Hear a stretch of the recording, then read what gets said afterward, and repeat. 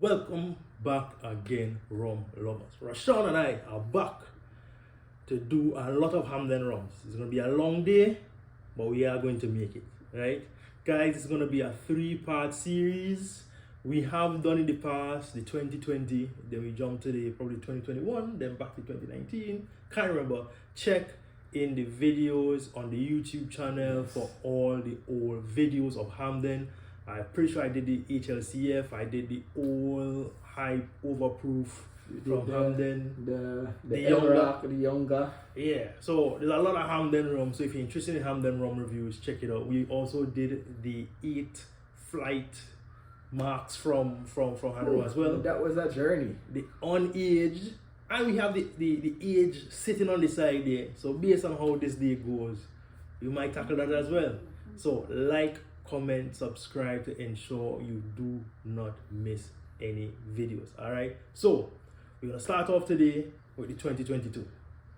Right, so the Hampden 2022, which basically is a blend, a two mark blend, right? HGML, which makes up 74% of the blend, and L-Rock, which makes up 26% of the blend. And what's the esters on each of those?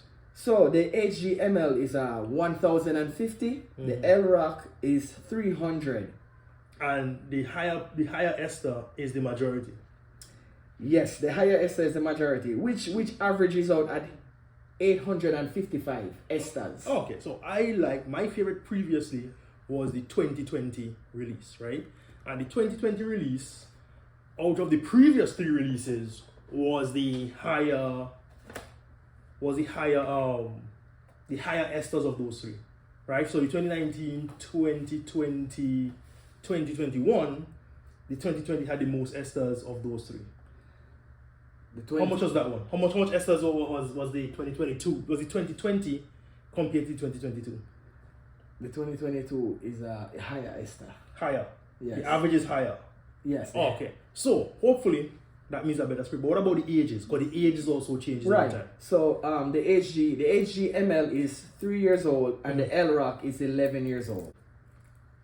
All right. So that is, it's quite a spectrum, because I think the 2020 spectrum was like 8 and 4 or something like that.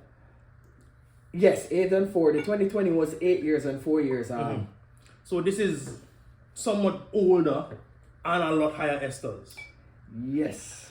So I am having good hopes and dreams about this one. Man, this smells delicious. Ooh. It smells delicious. Like, haven't even put it to my nose or anything. First smell, nail polish remover. Oh. That's the first one that hit me. Yes. Nail polish remover, sweet fruit, like flowers. So we nosing it from afar now. Yeah, we don't even need it. So that is what I love about Hampden. This is my favorite thing about Hampden. So this happened to me when I did the 2020 review. Guys, check back in that video. I did that video with Moya, who is she worked in rum in Jamaica, and now she is in bourbon now. We have higher age, right? So this is averaging about 855 esters. Right. Compared to all the previous ones. The highest ester was the 2021 previously. Right? So we've been slowly ramping up in the esters, and also the age now increased, right? The 2021, the age reduced, which I wasn't a fan of. From the 2020, I find it drank a little hotter, but now we have increasing age, increasing ester. So let's get into it. And the ABV on this one is 55%, which the previous one was also 55. But the first two was 59. Right? So, but look at that color, as you said, and it's funny enough, I have a fan on top. We have a little ceiling fan blowing right now. So I'm surprised that, I'm really surprised. You just know that with Hampden, the nose is incredible. I'm getting, so when you put it close to your nose, then you're getting a little bit more of the sour fruits in there. Yes, it's almost sour, like almost rotten. Yeah. Rotten pineapple. Just rotten tropical fruits is what I'm getting. Right. You know, like if you're trying to make a wine. So for those who make wine homemade, that's kind of like the smell I'm getting out there as well. So good. Slight acetone on the nose there. But man, it is delicious. The smell alone makes me know I want to drink this. Lovely. A little dry. Wow. Come on, actually a little drier. Like I felt like the nose was sweeter than the flavor profile. At the end, it's like it evaporated and left a note that I'm trying to figure out. Slight warming on the chest. On the second sip, a lot more sourness, dryness, acetone. I'm getting almost flavors similar to what you get on Clarendon a little bit, which is weird. Yeah. Not typical of The Hampden. overripe pineapple. Getting a bit of jackfruit also. Yeah, so I'm getting on the nose very much only Hampden notes. But I'm getting on the flavor profile, I'm getting some more notes that are similar to what I get on Clarendon. On the second sip, like that bitter finish. Like the EMB. That sour finish, yes, on the EMB. We love the EMB as well. So I don't know, my favorite rums are combining apparently. It's like a blend of, overripe fruits with like a chemical note, like the acetone. I get some more nail sweetness polish there. remover. I get a cinnamon spice. Mm. Wow. I wish I had a case of this. I actually forget how good this rum is. Honestly, now I want to do a comparison with the 2020, which that was my favorite.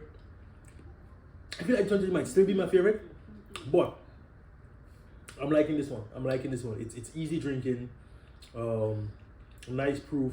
It is. Nice dryness on the mouth. It's a bit more. Well, as I No, say, maybe we have to amateur. compare, but it's a bit more balanced than previous versions. I'm not sure. I'm not 100%, but it feels that way. Though. It feels that way. It feels as if, like, I think the 2020 is my favorite because it was so sweet, so fragrant. I think this one has a bit more sour notes on there, which comes from the higher proof. Because sometimes as you go up, there's longer fermentations and different things they're doing to get the higher esters, and therefore you're getting more of those sour flavors. I'm getting a finish, a slight lychee. Slight lychee note on it though. I got you. There's so much fruits out on the disc. I don't know, I'm getting, every time I try it, I'm getting, the fruit disappears really quickly.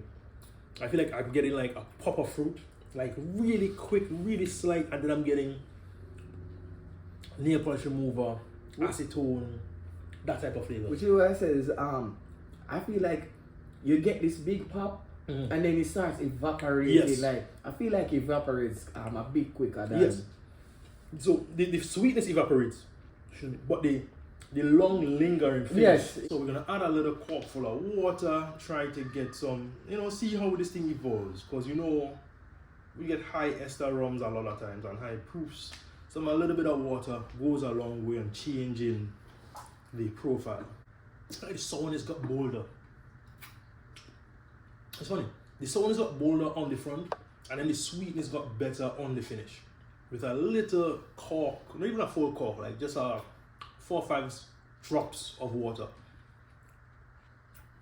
I think I need like a fancy pipette to make sure I drop exact numbers each time. We should. That's the next thing we're gonna do. We're gonna get some fancy pipettes for you guys. Syringe or Yeah. what's it called? Pipettes. Like there's some little plastic it draws up and drops it in. Yeah.